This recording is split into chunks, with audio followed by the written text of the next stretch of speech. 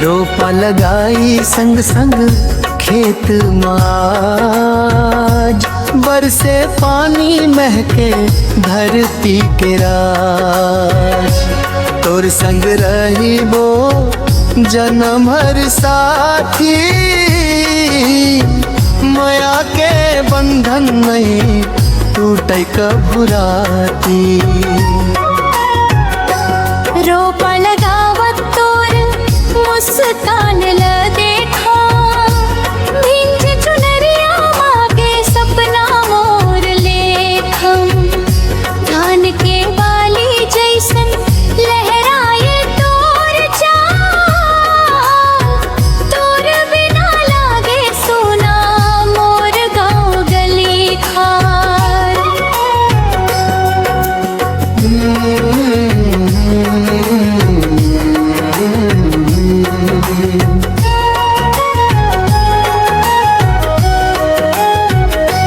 तोर संग रोपा लगावत मन हर्षाए, बरखा के बूंदिया मोला गीत सुनाए। हाथ मन हाथ धर नहीं छोड़ बे मोर संग, माया के डोरी बंध गे हर रंग।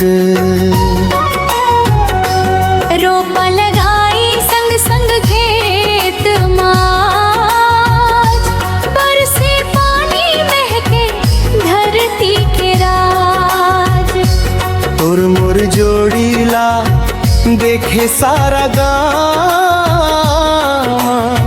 माया के खुशबू महके चारों ठाम।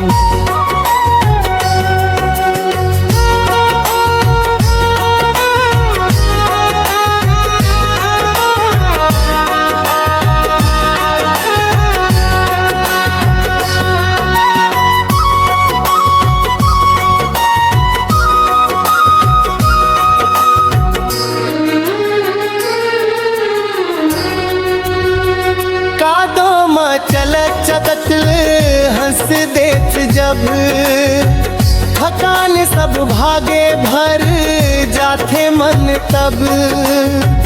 आने वाला बेरा खुशहाली ले आही, तोर संग मोर जिंदगी मुस्कात जाही।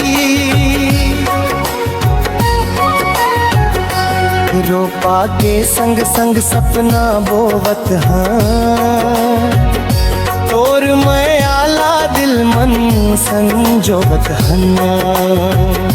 धान लहराही भर जाही कोठार, संग जीवो हर साल हर बार।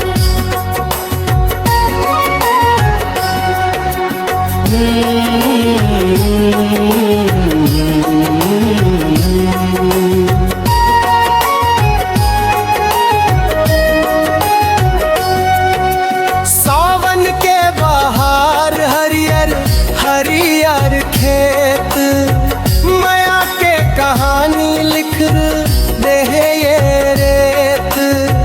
रोपा लगाई संग गूंजे मोर गीत, तोर संग जिंदगी लागे सबसे प्रीत। रोपा लगाई माया के बीज बोई, सुख दुख मम संगी बन जिंदगी भर होई। बरसे बदरिया मुस्काए संसार, तोर मोर माया रहे अमर हर बार।